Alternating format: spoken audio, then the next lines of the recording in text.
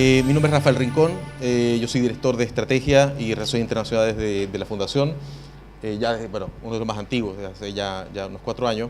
Hoy tenemos con nosotros en el curso a José Noguera. José Noguera, bueno, personaje interesantísimo, yo lo conozco allá hace buen amigo, lo conozco hace ya unos cuantos años. José es matemático, es PhD en Economía de la Universidad del Estado de Nueva York, ¿no? La Universidad Estatal de Nueva York. Además de eso, es una persona con mucho mundo, bueno, ha vivido no solamente en muchos lugares, sino que además de eso, bueno, además de que es venezolano, vivió en Praga casi 7 años, entre investigador, también asesorando un poco en materias económicas, estuvo trabajando 1 año en Ucrania, si no me equivoco, en los Estados Unidos, y es una persona con mucha experiencia. Lo está actualmente viviendo en Chile, es académico de la Universidad de Santiago. Yo quisiera y los invito a que no solo lo escuchen mucho, sino que también le pregunten mucho, porque es una persona muy conocedora de la política venezolana, que es lo que vamos a tratar hoy acá, ¿no? Además, una persona muy conocedora de la política y de la economía venezolana, ¿no? Y con una visión histórica también bien interesante. Así que, bueno, yo creo que sin más, para que lo aprovechemos al máximo, los dejo con José Noguera.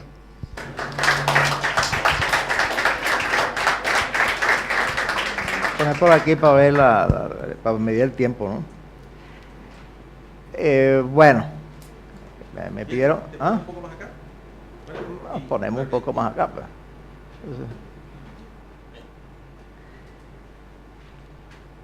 A mí, o sea, Rafael me pidió que hablara sobre Venezuela, pero yo creo que hay ciertas cosas previas que son interesantes saber.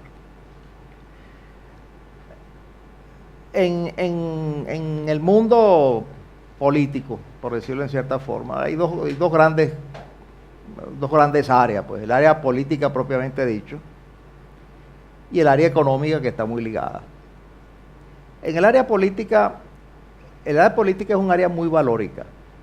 O sea, yo creo en la libertad o no creo, pues ya está. Pues. Eso no es una cosa que uno lo pueda hacer un experimento para ver qué es lo que es. Simplemente tú crees que debe haber elecciones, el otro cree que no debe haber elecciones y ya está. Eso es una cuestión de creer o no creer y los valores que la persona tenga. En la economía, si tú te remontas 30 años atrás, era exactamente igual. La diferencia entre la economía y la política es que en la economía hay leyes, en la política no necesariamente.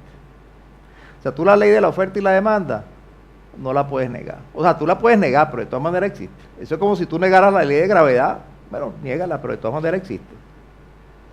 Entonces, el mundo económico o el conocimiento económico que arrancó hace ya varios siglos, ¿no? Y ha ido evolucionando de poquito a poquito, hasta que el golpe agarrado, siempre tuvo una connotación muy ideológica, porque entre otras cosas había mucha contaminación política. Pero casualmente, yo digo que es casualmente, no creo que una cosa tenga relación con la otra. Más o menos a los años un poco antes de que cayó el muro de Berlín, el conocimiento económico ha crecido de una manera exponencial impresionante. Y cuando digo exponencial impresionante, es que el aspecto ideológico simplemente ha ido desapareciendo. O sea, la ley de la oferta y la demanda existe. Tú imprimes dinero, suben los precios. Y así como eso hay un montón de cosas de saber cómo funciona y cómo no funcionan las economías. Así tal cual como pasa con las enfermedades. ¿Qué tiene usted, gripe? Bueno, tómese aspirina y se le quita, pues. Salió una enfermedad nueva, porque a veces salen. Bueno, el primero se murió, pero el segundo vemos cómo hacemos para salvarlo. O sea, se tienen las herramientas como para atacar esas cosas. En la economía también esas cosas pasan. ¿Quién es el ganador? La verdad que el ganador no es ninguno. Porque si tú te remontas al aspecto ideológico de hace 30 años o más allá, digamos, todo el mundo como que tuvo su aporte. Los únicos que, no sé si habrá alguno aquí, que por eso sí verá que no pegaron ninguna, son los marxistas. Pero no pegaron ninguna. Pero en el resto, en todas las corrientes, formas de pensar, etcétera, alguien contribuyó en algo y de alguna forma el aspecto, el carácter científico que ha tenido la economía en los últimos 50 años, digamos, le ha ido dando forma y le ha ido dando fuerza al conocimiento que existe, y no solo fuerza al conocimiento que existe, se sabe cómo funcionan las cosas. Las sociedades tienen problemas y se sabe cómo solucionar los problemas. Hay problemas que no se pueden solucionar o que son muy lentos de solucionar, tal cual como pasa con el cuerpo humano. Yo tengo miopía.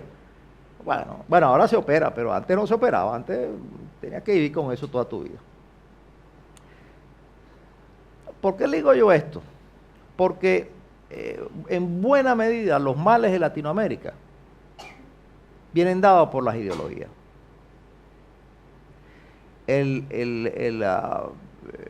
Latinoamérica en particular es un continente muy ideológico, sigue siéndolo, lo cual no es bueno, porque te cierra. Uno tiene más bien que tratar de abrirse.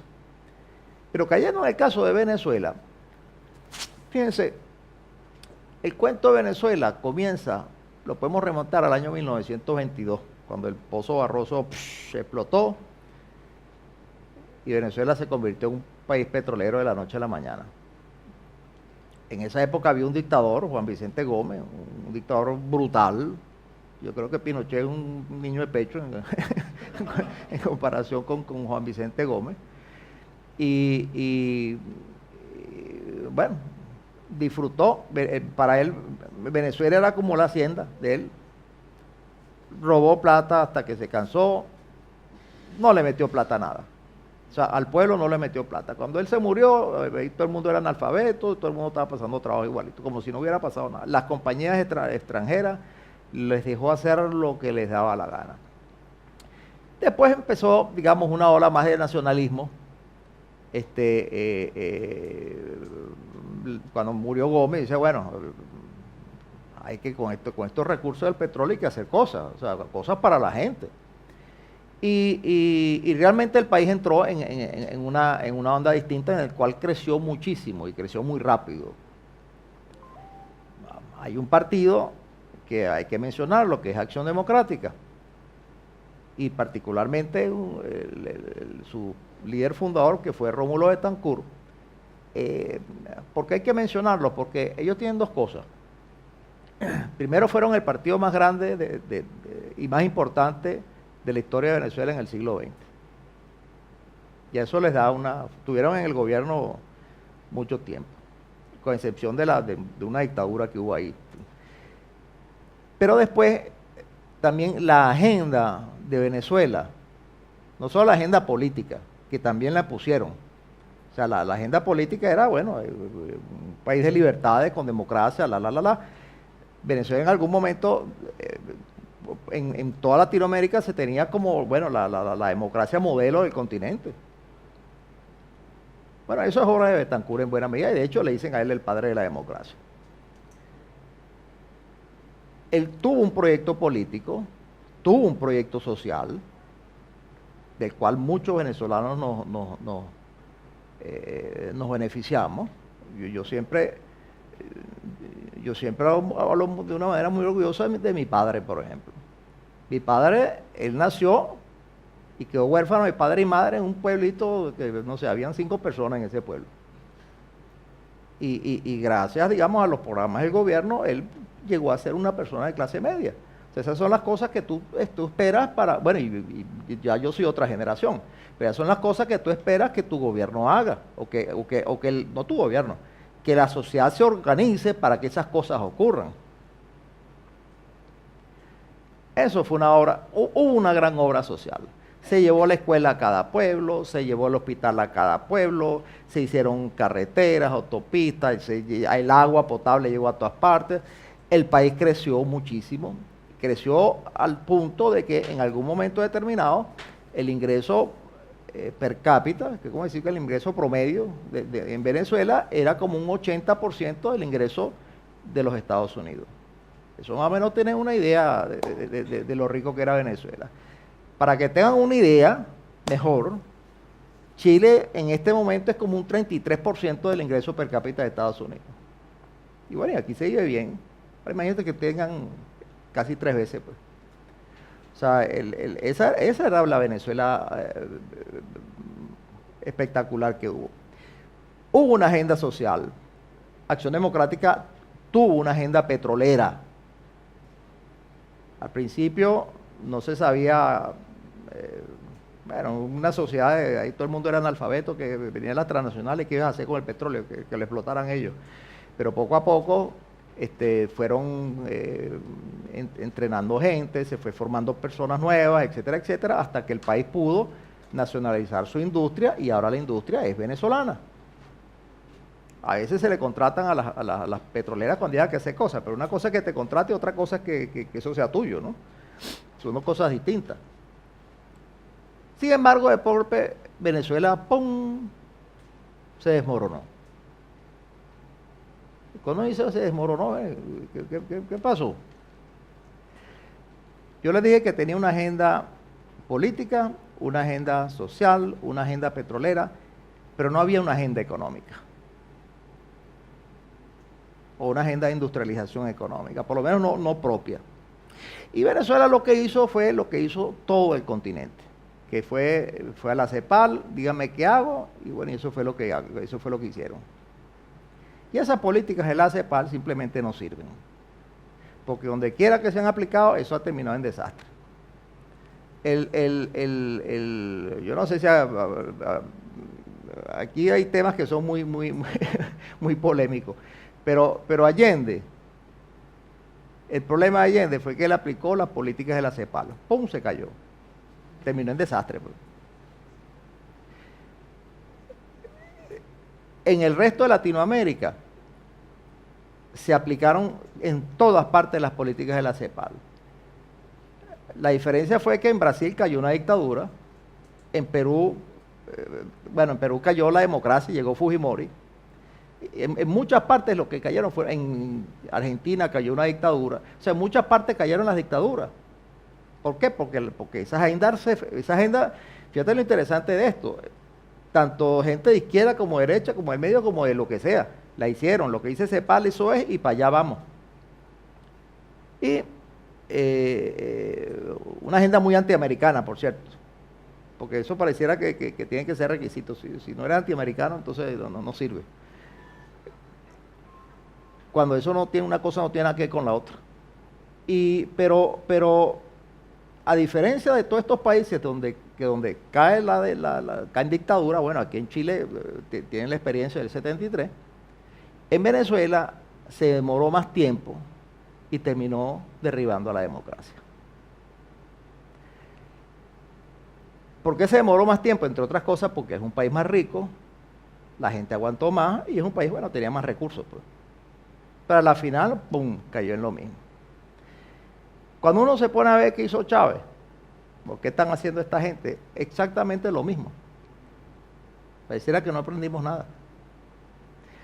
Chávez los 2-3 primeros años fue muy cauto, pero en lo que el precio del petróleo empezó a subir, cepalista, pero por la calle del medio. Con una cosa adicional que no hicieron en el resto del continente, que se puso a expropiar todas las empresas privadas. Y en Venezuela uno ve una situación ahora donde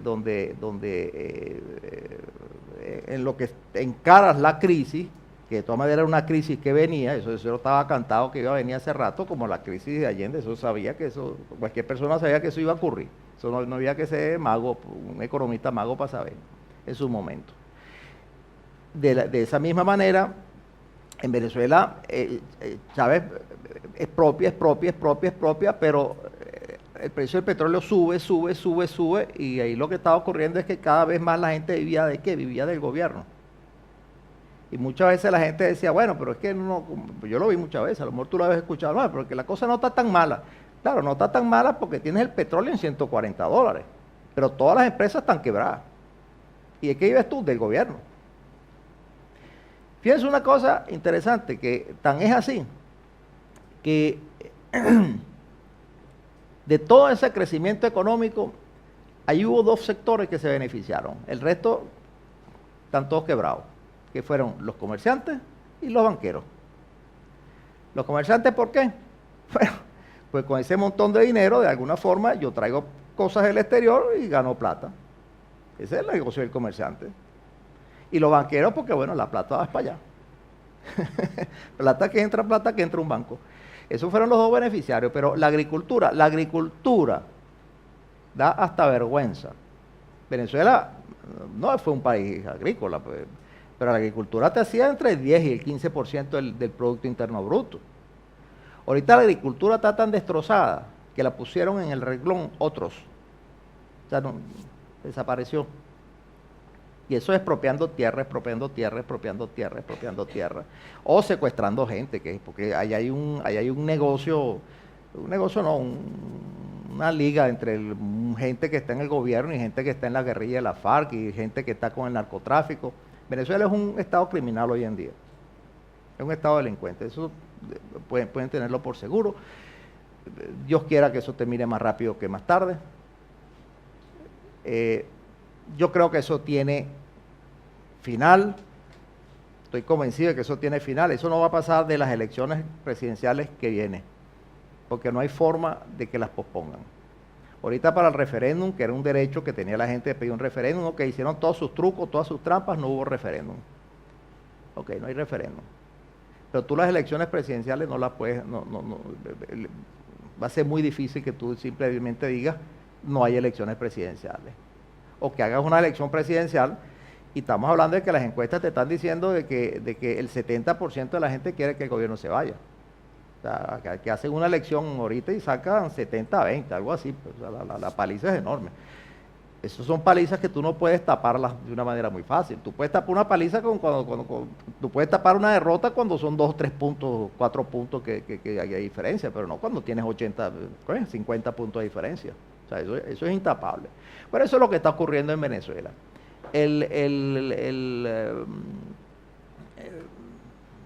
Digamos, hubo un boom por el petróleo, en lo que el precio del petróleo cayó, resulta ser que te quedaste sin petróleo, pero también te quedaste sin industria. La industria la mataste. Entonces, claro, se producen todos estos problemas de escasez que hay en estos momentos, que también están muy relacionados con el hecho de que el gobierno tiene control de cambio de todo. O sea, el gobierno tiene un control absoluto prácticamente de todo. Entonces, es difícil que el país se pueda abastecer.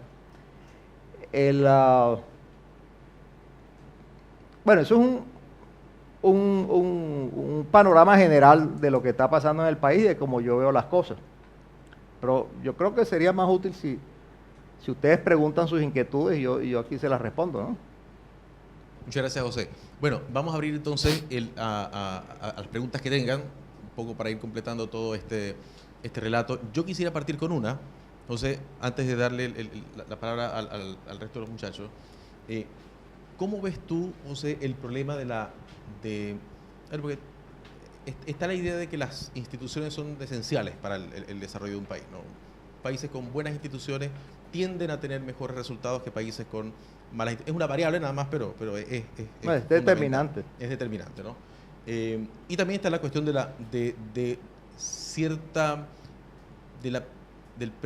dominio de ciertas ideas o de cierta cultura, la cultura democrática, por ejemplo, que la gente valore cosas como la propiedad privada o que valore la libertad de las personas, etcétera. Pero más allá de eso, hay un problema en Venezuela que parece evidente, que es la cultura de dependencia. Es decir, tenemos un país que por años se ha acostumbrado, o mucha gente por años se ha acostumbrado a vivir del Estado. O sea, toda esta cuestión de las visiones, por ejemplo, en el caso de Venezuela, en la promesa de repartir dinero, digamos, y que incluso muchas familias pueden vivir sin trabajar mucho, ¿no?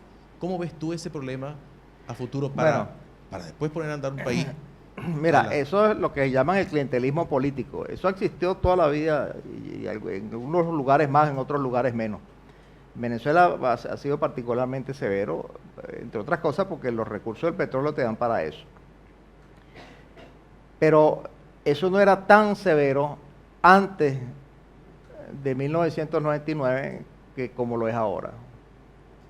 Una de las cosas que hizo Chávez, porque el petróleo es del pueblo, es que simplemente él no invertía el petróleo, pues le daba plata a la gente. Todo le da plata a todo el mundo, sobre todo a la gente más pobre. Y bueno, que la gente haga lo que le da la gana con su plata, porque como el petróleo es el pueblo, yo te doy la plata del petróleo. Eso es una gran demagogia.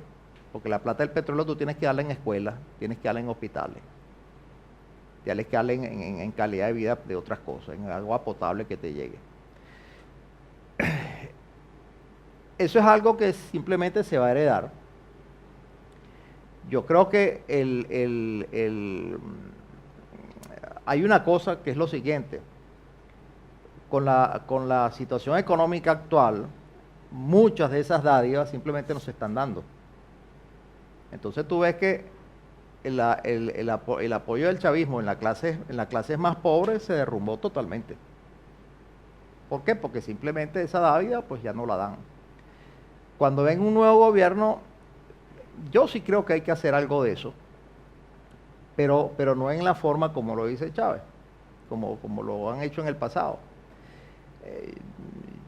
Yo lo que pienso que la prioridad de Venezuela debe ser fomentar la educación. Y en Venezuela particularmente hay un severo problema de deserción escolar. Y yo he observado que hay en algunos lugares que lo han hecho, yo sé que en Brasil lo han estado haciendo, en México, que simplemente le pagan al padre del niño una plata para que el niño vaya a la escuela. Pero el niño que me vaya a la escuela. Porque la opción que se tiene ese niño es que lo saquen de la escuela y lo pongan a limpiar botas en la calle. Entonces, yo creo que en ese tipo de transferencias sí hay que gastar plata. Porque el objetivo tuyo no es, tiene que ser apostar a la generación que viene. El papá ahorita, si es analfabeto, se queda analfabeto, ese se fregó pues. Pero sí tienes que apostar a la generación siguiente. Y ese tipo de transferencias, así como esa, hay otras cosas que se pueden hacer de forma tal de que la gente sienta de que el gobierno está con ellos. Pero indudablemente que en Venezuela eso es un tema, o sea, que la gente sienta de que los recursos del gobierno, del petróleo fundamentalmente, les llega a la gente de alguna u otra forma. Bien, vamos a ver una pregunta. Hay un micrófono por allá. Va a estar. Sí les vamos a pedir que por favor den su nombre. Sí, que den su nombre, si vienen de alguna universidad o algo así, y planteen la pregunta, ojalá siempre lo más breves posible para que entonces tengamos tiempo para bastante discusión. Sí, mi nombre es Andrés Ginestar, soy de la Universidad Adolfo Ibáñez. Tengo una pregunta, José, respecto al otro lado del modelo político. O sea, una cosa es cómo se sucedieron los hechos en el fondo totalitario, en antidemocracia, pero ¿qué pasó con los liberales? ¿Qué pasaba con, entre comillas, como la derecha política en Venezuela en todo este proceso? Porque se tuvo que haber descuidado en el fondo de las ideas, se descuidaron y mantuvieron el status quo, o simplemente fue que les ganaron la pelea. Mira, buena pregunta esa. En Venezuela no fue que Chávez llegó así del cielo, ¿no? Llegué aquí que yo. Eso fue un proceso, indudablemente. Ya los problemas económicos ya venían. Bueno, estaban los dos partidos grandes, Acción Democrática y COPEI, más Acción Democrática que COPEI, pero estaban allí. Hasta que hubo el famoso Caracazo ese que fue algo totalmente provocado, y después los golpes de Estado, los intentos de golpe de Estado. Y ahí como que se despertó una furia de golpe. Es como un sunspot, como una mancha solar, ¿no? Que te aparece y te echa a perder la agricultura, ¿no? Y eso te creó un clima muy antidemocracia, porque la democracia siempre en Venezuela ha tenido sus enemigos. ¿Y quiénes eran los enemigos de la democracia? Parece mentira, pero los enemigos de la democracia son los herederos de Gómez. ¿Se acuerdan que les hablé de Gómez al principio? Bueno, los Gómez, los hijos, los nietos, y eso es todo un odio que va de generación en generación. Yo no creo que eso tenga que ver con derecha e izquierda. De hecho, para mí esos son conceptos totalmente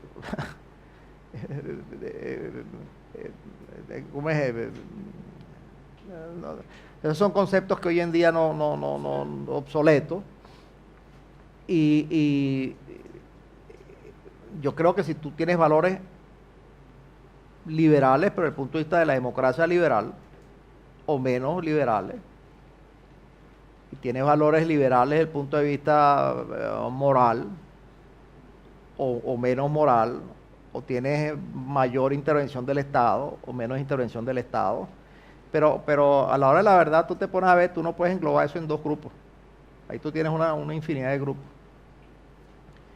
Pero en todo caso, en Venezuela lo que pasó fue eso. Y después que la clase política le hizo básicamente el juego a los grupos antidemocráticos.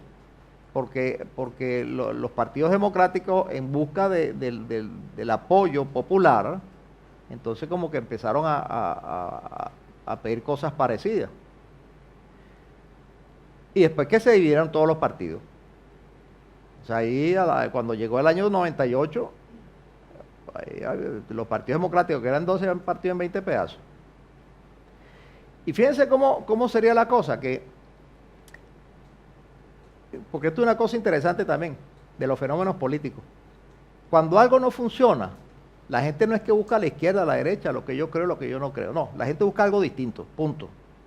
Eso es algo que está súper requete contra comprobado.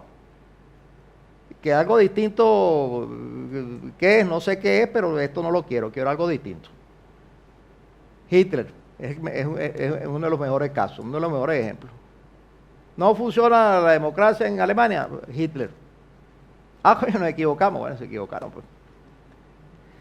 Así pasó en Venezuela también. Y tan es así que te voy a poner un ejemplo. En esas elecciones del 98, había una alcaldesa de Chacao, que de un municipio, de una municipalidad de Caracas, muy rica, por cierto, como decito aquí, no sé, Vitacura, algo así, que ella tenía dos cosas. Primero que fue una buena alcaldesa, pero también que venía de ser Miss Universo. ¿Sabes que en Venezuela tienen esas cosas? Hay muchas mujeres que son Miss Universo. Y esta fue una Miss Universo muy carismática adicionalmente. Y ella se lanza a la presidencia. Y cuando todas las encuestas te daban, Irene Sáez, 60% de popularidad. O sea, todo el mundo te iba, arrasaba. La mujer se cae cuando empieza a abrir la boca. Que empieza a hablar y empieza a opinar y los problemas y no sé qué y tal. La gente dice, no, pura cara bonita, no sirve. En ese momento salió Chávez. Y entonces Chávez, que es un tipo que indudablemente tiene una buena oratoria y sabe mandar el mensaje que él quiere, bueno, le supo llegar a la gente y la gente dijo, bueno, Chávez. Entonces, tú te pones a ver cómo es eso de que el 60% de la gente está con Irene Sáez, que es una Miss Venezuela, clase media, Miss Universo, clase media, que hizo una buena gestión en Chacao, como una persona como cualquiera de nosotros, tiene el 60% de popularidad y de golpe se cae y gana Chávez con ese porcentaje. Porque simplemente la gente está buscando algo distinto. Porque así son los fenómenos económicos, así son los fenómenos políticos. Hola, mi nombre es Gianni Olate, estudio Derecho en la Universidad Católica. Me quedo con una frase en particular y voy a intentar ser breve en la pregunta, que dice que en un quiebre institucional la gente busca algo distinto. Pero que ahora, por ejemplo, el apoyo hacia Maduro o hacia el sector político que está en el gobierno no sea grande, no significa de que la gente tenga ideas que sean distintas. Puede ser un problema con la propia persona, porque recordemos que tenemos una generación completa que se crió bajo una ideología, bajo una educación, en ese aspecto. Entonces mi pregunta es, en esta elección democrática que se viene y que esperamos que termine con este régimen que tan mal le ha hecho Venezuela,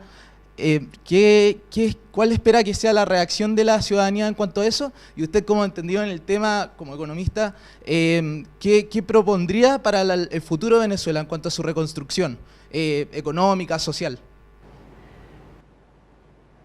Oye, ¿tú quieres una respuesta o un curso?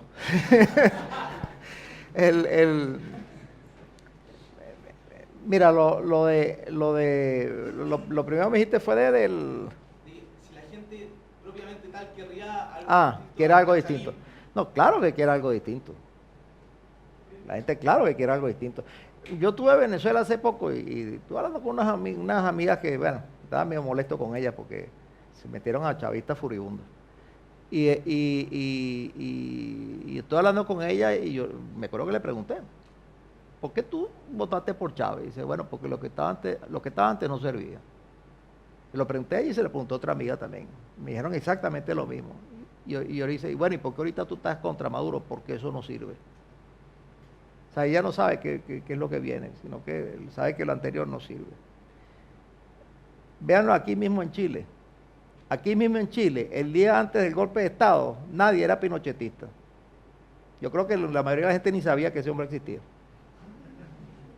Y el golpe dice, coño, es un gentío que dice, bueno, ese es, pues. Y existió, fue grande, pequeño, lo que sea, pero tuvo su fuerza, pues. Y es que estaban esperando que la ideología de Pinochet, no estaban esperando ninguna ideología. Lo que estaba no servía, queremos otra cosa. Y eso es una constante que tú la ves en todas partes. En Japón, ¿por qué llegaron los militares ahí antes de la Segunda Guerra Mundial? Porque lo que estaba no servía, pues. Y lo que estaba no servía era la Gran Depresión. Y así tú te vas paseando por los países y eso es lo que ocurre. ¿Por qué gana Fujimori? Porque lo que estaba no servía. O sea, me tienes una inflación de 10.000%, ¿cómo va a servir eso? Entonces, la gente siempre busca alternativas. La gente conocía a Fujimori y no sabía quién era Fujimori. El tipo de golpe apareció y la gente votó por él. Hasta en los mismos Estados Unidos hay una anécdota interesante de cuando en la Gran Depresión, ¿cómo se llama este tipo? Huey, no sé qué cosa. Huey Louis, algo así se llamaba. Que había sido gobernador de Luisiana, era antijudío, simpatizaba con los nazis, o sea, iba por esa línea, se lanzó a presidente y era favorito. Bueno, no llegó porque lo mataron. Pero entonces llegó Roosevelt.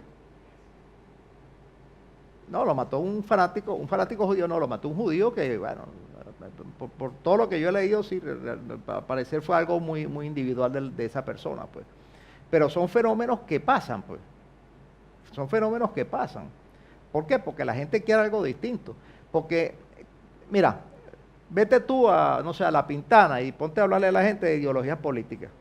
Y te van a mandar para tu casa.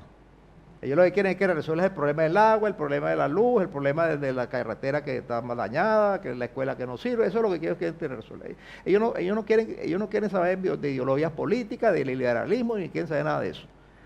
Y eso es la gente, no solo en La Pintada, en Vitacura también. Y la mayoría de la gente es así, pues. Y eso, hay cualquier cantidad eso es algo que está muy bien documentado, de paso, ese fenómeno. Lo otro que tú me decías, ¿cómo reconstruir Venezuela? Bueno, es difícil. Es difícil porque tú tienes que desmantelar un Estado, yo les dije hace rato, Venezuela es un Estado criminal. Tú tienes que desmantelarlo, y cuando te hablo de un Estado criminal, estoy hablando de que hay gente, jefes importantes en las Fuerzas Armadas que están metidos en problemas de narcotráfico. Bueno, con todo las ramificaciones que eso tiene que ver, crímenes y tal, y toda esa gran cantidad de crímenes que hay en Venezuela, el gobierno está detrás de eso. Bueno, yo pudiera darle una charla de qué es lo que está ocurriendo allí, pero el gobierno está detrás de todos esos crímenes. De paso, ellos tapan muchos crímenes también con esa criminalidad. Entonces, todas esas son cosas que tú tienes que tratar de corregir, no tienes que corregirlas. Yo no soy un experto en crimen, pero indudablemente son cosas que no son fáciles de hacer. En lo que es el término estrictamente económico, yo le dije antes, hoy en día la economía se sabe muy bien cómo funciona. Eso no quiere decir que no pasen cosas, pero a uno también le pasan cosas, uno se enferma, le da gripe, le duele una oreja, lo que sea. En la economía también pasan esas cosas. Y yo creo que en ese sentido el Estado lo que tiene es que simplemente hacer las cosas bien hechas, tanto en términos monetarios, para tener un control bastante bueno de la inflación y el empleo, pero también en términos de desarrollo económico, en el sentido de crear escolaridad, que es una de las cosas que más me da vergüenza en Venezuela en este momento. Las universidades de Venezuela son autónomas. ellas se autogobiernan. Y como el gobierno, el chavismo, no las pudo controlar, simplemente les quitó el presupuesto. Entonces tú ves que la Universidad Central de Venezuela, que es la más grande o la más importante, eso, tú entras ahí y eso está arruinado. Pues, ahí no hay plata, pero ni para limpiar el piso. Le quitó la plata. No negociaron más nunca aumentos de sueldo, entonces los profesores ganan una miseria, los profesores entonces se han ido. O sea, son problemas que hay que atender de una manera muy directa. Ya, soy Mariana Luz Martínez, estoy en el Colegio San Anselmo y bueno, la verdad es que yo no he profundizado mucho sobre el tema de Venezuela, pero me gustaría saber, con respecto a su opinión, cuál sería como la principal causa, si tuviera que elegir entre una causa de por qué Venezuela se fue para abajo, ¿cuál sería? La CEPAL.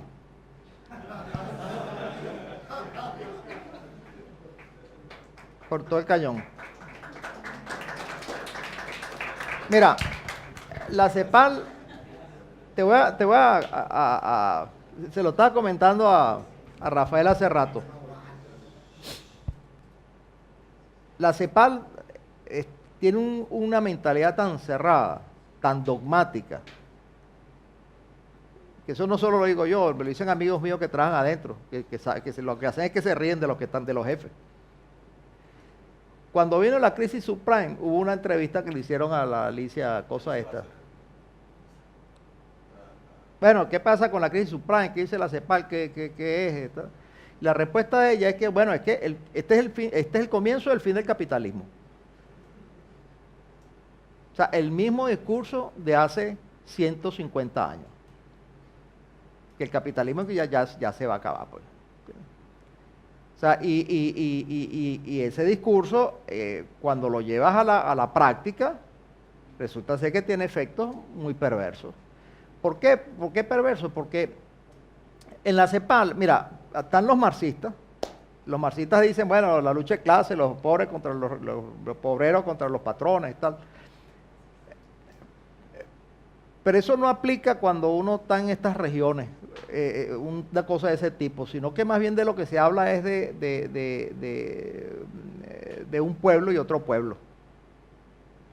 El capital, los países ricos que quieren dominar a los países pobres y por ahí te le va.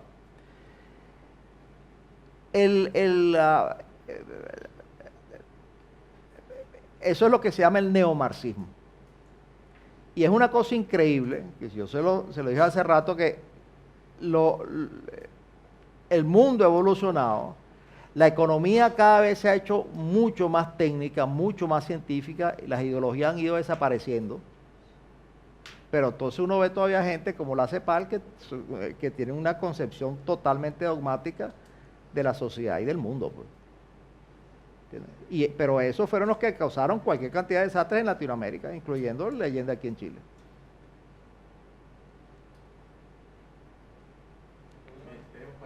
Creo que una o máximo dos preguntas, si son muy breves. Tenemos una aquí y una atrás. Dale un varón muy breves una, para que una dama alcancemos. también. Hola José, yo soy Diego Vargas, estudio en la Universidad Católica. Bueno, en primer lugar agradecerte por estar acá, por este conversatorio que hemos tenido. Bueno, mi pregunta como que ya la respondió, me adelantó mi compañera, que era en relación de cuál eran como la reforma económicas y propuestas que daba la CEPAL y que eso, como usted dice, debilitó a Venezuela y a los distintos como democracia y dictadura en Latinoamérica. Pero siento que la respondió y me quedó bien claro el mensaje, así que le doy el micrófono a otro.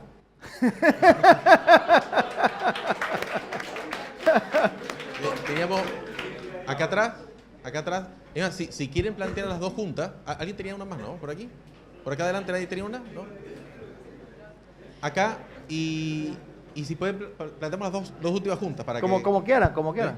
Ya, y podemos una estar un ratico más si quieren. Perfecto. Ya, bueno, soy Constanza Arauz, también estudio Derecho. Quería preguntar respecto del contexto de las frágiles democracias latinoamericanas en general. Yo creo que hay una crisis de confianza política. ¿Cuál puede ser, en una mirada más global, la solución a esta crisis de confianza política en Latinoamérica en general?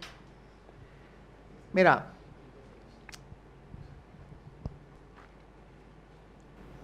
eso es una cosa que ahí simplemente es la cultura que tú vas creando. Cuando tú ves un pueblo como los Estados Unidos, por ejemplo, yo viví mucho tiempo allí, o sea, tú te das cuenta de que el individualismo tiene mucho valor. O sea, lo que el individuo quiere y lo que el individuo piensa y el problema del otro es del otro y el mío es el mío, pues. Esa es la base de la libertad. Hay esa es la base de la libertad. Aquí en Latinoamérica, el individualismo es algo que no gusta.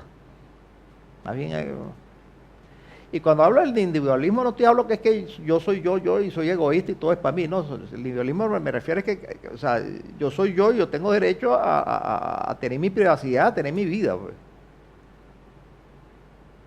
¿Entiendes?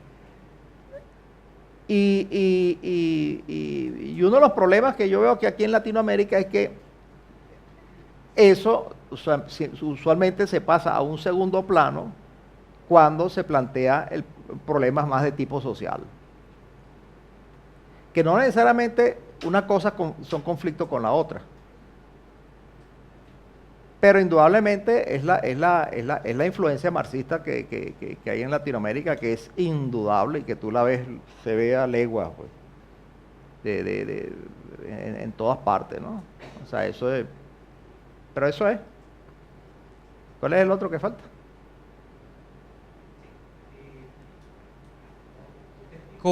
Usted explicó que el fracaso de las naciones latinoamericanas en términos económicos viene definido por lo que es la CEPAL, básicamente, ¿no? Por la influencia de las políticas de la CEPAL. Sin embargo, también... No solo por eso, pero sí en un buen periodo muy largo. Claro, pero ¿qué pudiese explicar o de cómo se pudiese explicar el fracaso de la oposición venezolana por asumir el poder si tienes a una población que está pidiendo cambio? Desde hace mucho tiempo, entiendo yo. ¿Cómo se puede explicar el fracaso de la oposición venezolana? ¿Cuáles han sido sus principales carencias, considera usted? Mira, la oposición venezolana no ha sido gobierno de hace casi 20 años, ¿no? Entonces, no sé exactamente de qué periodo me estás hablando. Pero si me estás hablando del periodo de antes de Chávez, de cuando la democracia, de eso fue lo que yo hablé al principio. A la oposición venezolana actualmente. Ajá. Porque si explicamos que los cambios no vienen condicionados por las ideas, sino porque las personas solicitan algo absolutamente diferente a lo que estaba antes sin saber qué es lo que era, ¿verdad? Y usted explica que actualmente la sociedad venezolana está solicitando un cambio, ¿ok? ¿Cómo se explica que ante la demanda de cambio de la sociedad venezolana aún la oposición no haya logrado captar o dirigir, digamos, ese el cambio, contexto popular para poder asumir el poder? Ya te agarré. Mira, primero y principal, en Venezuela hay una dictadura militar, punto. Venezuela, Maduro es un muñeco ahí, pero ahí el poder lo tienen los militares. Y tienen el poder los militares, y así como tienen el poder, tienen la Corte Suprema de Justicia, la Fiscalía, y tienen todos los poderes.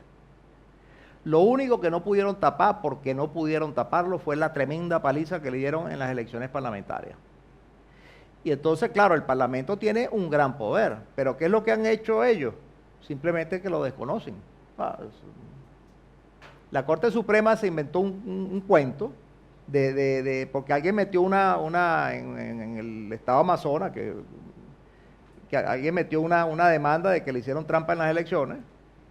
Y entonces, en base a eso, la Corte Suprema no solo anuló las elecciones, sino que dijo que los diputados de ese estado no eran diputados, a pesar de que ya estaban juramentados y todo. Y como la Asamblea no les hizo caso, sino que juramentó a sus diputados, y entonces dice, bueno, todo lo que haga la Asamblea es ilegal. O sea, resulta ser que, en pocas palabras, el poder legislativo lo tiene el Tribunal Supremo de Justicia también. Entonces, por el Tribunal Supremo de Justicia tiene el legislativo, tiene el judicial, por supuesto. ¿Y qué hace el Parlamento? Nada. Nada. O O sea, no les dejaron hacer nada. O sea, todo lo que el Parlamento haga simplemente lo desconocen.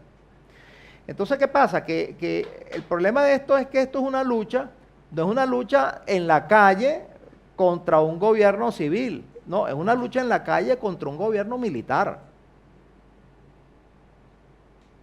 Entonces, ya estamos hablando de otras cosas.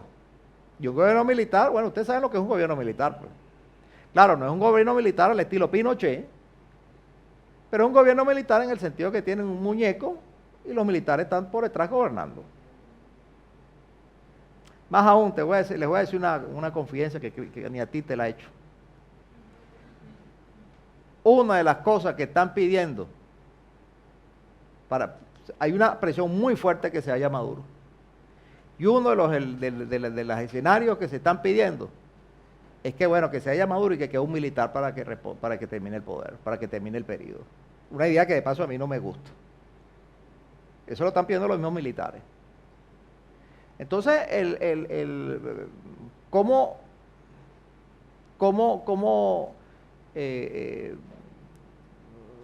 solucionas todo ese problema? No es fácil. Hay mucha gente que pide manifestaciones de calle. Tú puedes hacer manifestaciones de calle. Pero la experiencia te dice que cuando lo has hecho de manera masiva, hay 100 muertos. Entonces, oye, o sea, también es una responsabilidad tuya decir, bueno, que vamos a salir todos a la calle para que maten a 100. Y yo se lo digo a los amigos míos, no, para la calle, ok, pero anda tú de primerito pues te metan el tiro a ti. Porque eso es muy sabroso decir que tú anda para que te maten y yo me quedo aquí tranquilito. Los héroes del teclado. No es un problema fácil. Entonces, por eso es que la oposición, por una parte, sí ha tratado de manejar la calle de una manera muy cautelosa para que no se repitan escenarios de ese tipo, pero a la vez negociando. Porque un gobierno de esas características tú no lo sacas si no lo negocias, pues. Tienes que negociarlo, pues, porque constitucionalmente cerraron toda la salida. No hay salida. La salida es esperar 2 años hasta que vengan las elecciones las que toquen. Hola, me llamo Agustín y por lo que había leído, hicieron intentos de revocatoria a Maduro, pero eso no resultó. O sea, no sé si resultó, no sé qué pasó. Y por otro lado, tengo otra pregunta, que bueno, es evidente que Venezuela está en una gran crisis económica, pero ¿qué propone o qué piensa el gobierno hacer? Porque eso es innegable. O sea, ¿el gobierno de Maduro? Sí, ¿qué está haciendo ahora como para evitar la crisis? No está haciendo lo mismo. Está haciendo lo mismo. O sea, ellos no han anunciado cambios. Ni hay cambio que se vislumbre. Y sí, hay una crisis económica. ¿Qué te puedo decir? Pero sí, bueno, mi nombre es Génesis, soy venezolana. Si sabemos que Venezuela no es un país democrático, ¿por qué se piensa que la salida son las elecciones? Es una medida democrática. Muy buena pregunta. Mira, el problema es un problema de legitimidad. O sea, que la gente te vea como, ese es. Y te reconozcan como ese es. Si la oposición, supongamos, diera un golpe de Estado así a lo brutal, ¿no? Se me da todo el mundo y soy yo el presidente. Ese gobierno no dura 2 semanas. Porque entre la oposición interna y la oposición internacional lo sacan. Entonces,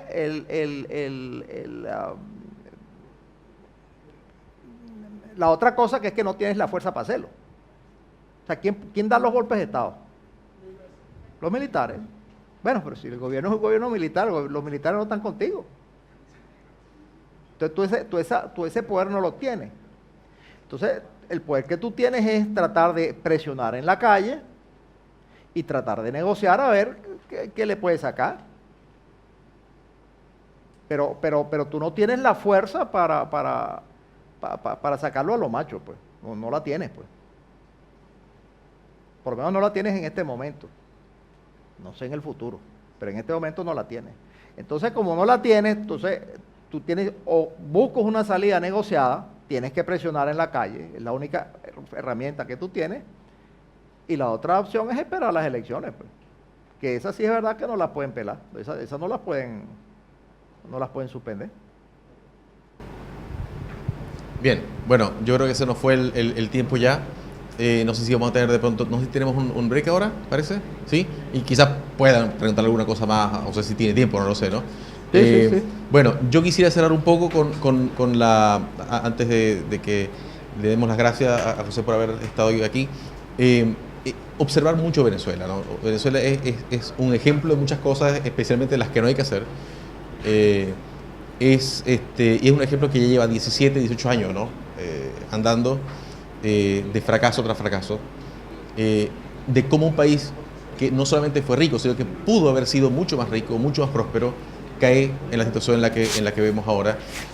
No sé, la última estadística que vi decía que habían salido de Venezuela más o menos entre 2004 hasta ahora unos 2,5 millones de personas. No sé si es el número, pero por ahí anda, más o menos, ya en situaciones desesperadas, ¿no? Es decir, hasta el punto de gente que sale en bus, que se viene a Chile en bus, 9 días de viaje, ¿no? Para que se hagan más o menos una idea, ¿no?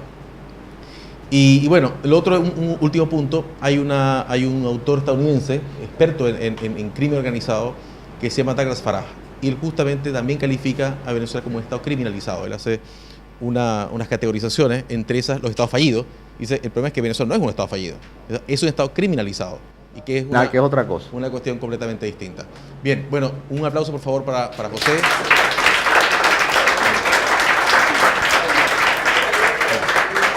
Bien, muchísimas gracias por acompañarnos hoy y seguramente te estaremos teniendo en oportunidades futuras. Okay. Bueno, muchas gracias a todos.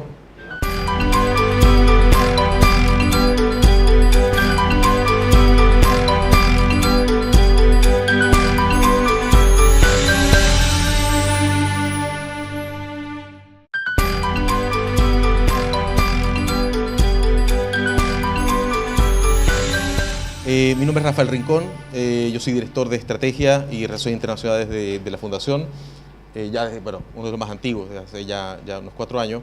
Hoy tenemos con nosotros en el curso a José Noguera. José Noguera, bueno, personaje interesantísimo, yo lo conozco allá hace buen amigo, lo conozco hace ya unos cuantos años. José es matemático, es PhD en Economía de la Universidad del Estado de Nueva York, ¿no? La Universidad Estatal de Nueva York. Además de eso, es una persona con mucho mundo, bueno, ha vivido no solamente en muchos lugares, sino que además de eso, bueno, además de que es venezolano, vivió en Praga casi 7 años, entre investigador, también asesorando un poco en materias económicas, estuvo trabajando 1 año en Ucrania, si no me equivoco, en los Estados Unidos, y es una persona con mucha experiencia. Está actualmente viviendo en Chile, es académico de la Universidad de Santiago.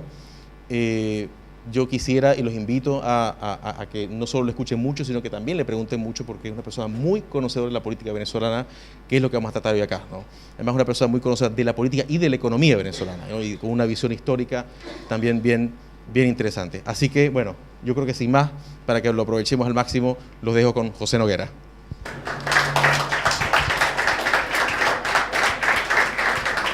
Poner por aquí para ver para medir el tiempo, ¿no?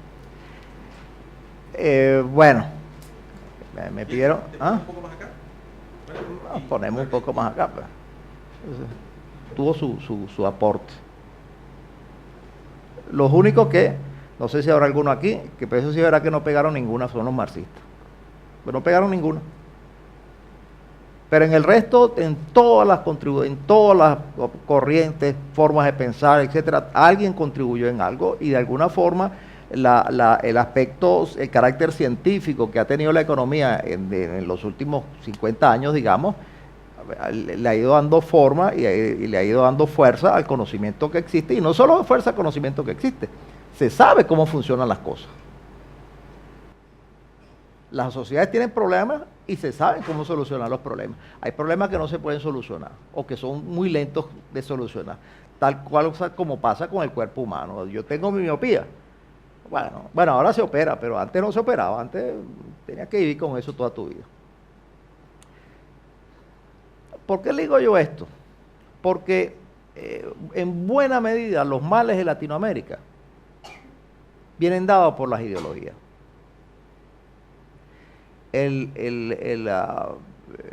Latinoamérica en particular es un continente muy ideológico, sigue siéndolo, lo cual no es bueno, porque te cierra. Uno tiene más bien que tratar de abrirse. Pero cayendo en el caso de Venezuela, fíjense, el cuento de Venezuela comienza, lo podemos remontar al año 1922, cuando el Pozo Barroso explotó y Venezuela se convirtió en un país petrolero de la noche a la mañana. En esa época había un dictador, Juan Vicente Gómez, un dictador brutal. Yo creo que Pinochet es un niño de pecho en comparación con Juan Vicente Gómez. Y bueno, disfrutó. Para él, Venezuela era como la hacienda de él. Robó plata hasta que se cansó, no le metió plata a nada. O sea, al pueblo no le metió plata. Cuando él se murió, todo el mundo era analfabeto, todo el mundo estaba pasando trabajo igualito, como si no hubiera pasado nada. Las compañías extranjeras les dejó hacer lo que les daba la gana. Después empezó, digamos, una ola más de nacionalismo. Cuando murió Gómez, dice, bueno, hay que con estos recursos del petróleo hay que hacer cosas, o sea, cosas para la gente. Y realmente el país entró en una onda distinta en la cual creció muchísimo y creció muy rápido. Hay un partido que hay que mencionarlo, que es Acción Democrática, y particularmente su líder fundador, que fue Rómulo Betancourt. ¿Por qué hay que mencionarlo? Porque ellos tienen dos cosas. Primero, fueron el partido más grande y más importante de la historia de Venezuela en el siglo XX, ¿no? Y ahí evolucionando de poquito a poquito, hasta que el golpe agarrado. Siempre tuvo una connotación muy ideológica, porque entre otras cosas había mucha contaminación política. Pero casualmente, yo digo que es casualmente, no creo que una cosa tenga relación con la otra. Más o menos a los años un poco antes de que cayó el muro de Berlín, el conocimiento económico ha crecido de una manera exponencial impresionante.